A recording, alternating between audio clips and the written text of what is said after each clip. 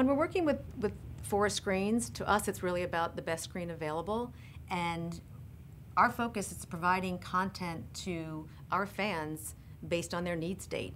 And if it's live video that we're putting out there, we want them to be able to consume it where, when, and how they want.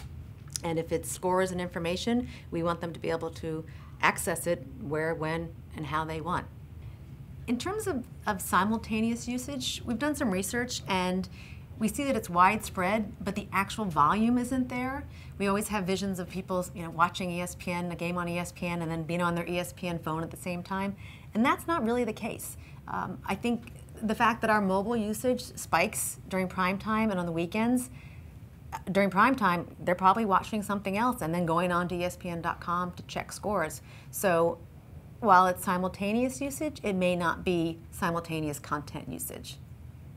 In terms of measuring across screen, we've done everything from cross-platform research behind the BCS this past year, as well as World Cup about a year and a half ago.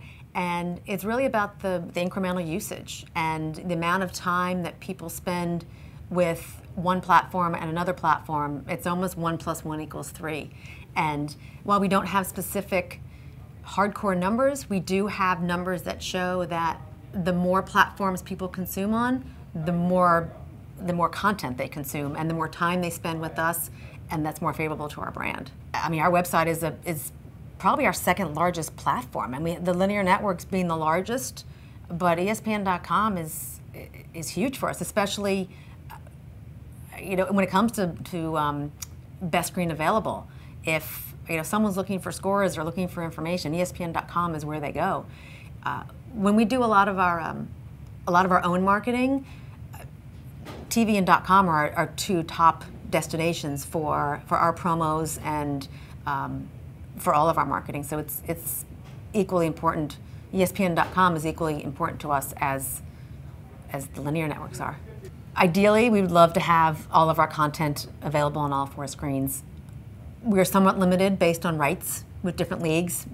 Something like the X Games is all our own content. We can then put that out there on every available screen and in different forms. But when we're talking about professional sports, college sports, we're limited to the resources that we have as part of our rights deals. It is something that, as we renew all of our rights, it's really important for us to have digital rights to content so we can then put them on all screens for fans to consume when and where they want.